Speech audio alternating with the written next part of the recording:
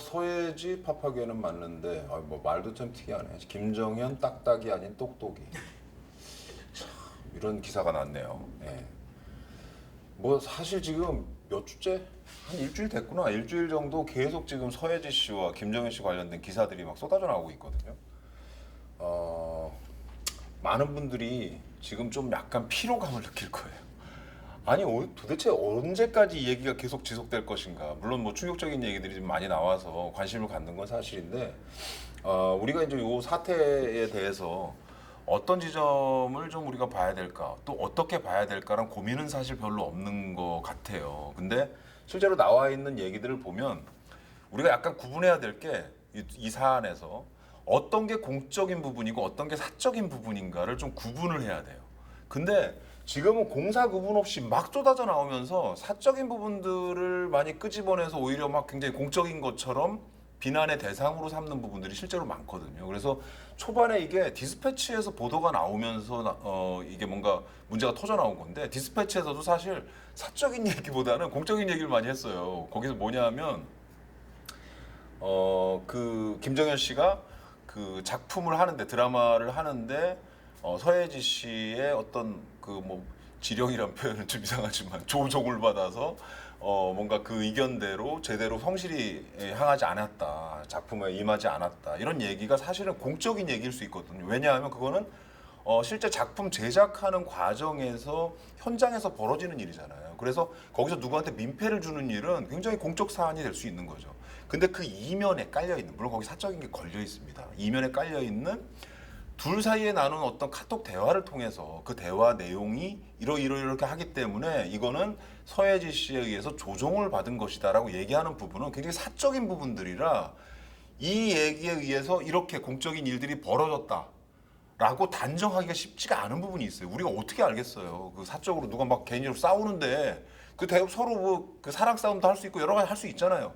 물론 진짜 실제로 조종한 경우도 있겠죠. 어떻게 보면 가스라이팅이라고 우리 흔히 얘기하는 그런 일이 벌어질 수도 있는데, 이건지 저건지 아직 진위 구분이 정확히 나오지 않은 상황에서 사실은 많은 이슈들이 조종설이라는 단어를 쓰면서 기사들이 완전히 쏟아져 나왔거든요. 근데 조종설이라는 건 거기에서 아주 사적인 부분들, 그게 사태 파악이 정확히 나온, 사실 파악이 되지 않은 부분이라고 볼 수 있는 거죠.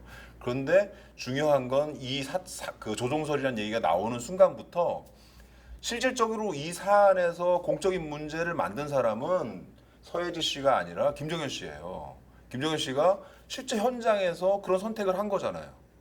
사적으로 무슨 일이 있건 상관없이 본인이 가서 현장에서 그렇게 안 하면 문제 안 생겨요. 근데 그 얘기를 들었건 말건 이건 상관없이 현장에 나가서 문제를 저지른 사람은 김정현 씨라는 거죠.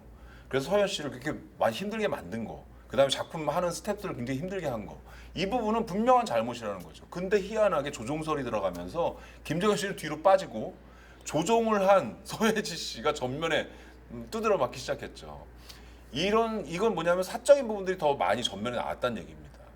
그래서 그 부분에 대해서 한번 짚어줄 필요가 있는 거고요. 그 이후에 뭐가 나왔냐면 서예지 씨가 여기에 대해서 반박 자료를 냈어요. 반박 자료를 내면서 사실은 그런 조종설 이런 거는 사실이 아니다, 사랑 싸움을 했다, 뭐 이런 얘기를 넘어간 거죠. 근데 여기에 이 다음 문제들이 이제 공적인 사안으로 바뀝니다. 뭐냐면 그 내용은 사적인 얘기이기 때문에 밝힐 수 없지만, 이후에 많은 분들이, 특히 현장 스태프들이 폭로를 하기 시작했어요.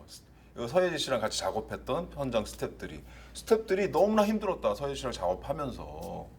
그리고 심지어 갑질을 굉장히 많이 당했고, 그 갑질 당한 내용을 따대다 얘기하면 막 밥줄 끊겠다, 이런 얘기까지도 했다, 이런 스태프들의 증언들이 막 쏟아져 나왔어요. 여기서부터 다시 공적인 얘기가 됩니다. 그래서 서예지 씨도 이 부분에 대해서 진상규명을 하지 않으면 안 되는 상황이 된 거예요. 그래서 지금 현재까지 이게 사실인지 아닌지 이건 몰라요. 하지만 여러 사람들의 증언이 나온 바로는 진짜일 가능성이 높겠구나. 그래서 이거를 우리가 다룰 필요가 있다라고 생각을 하는 거죠.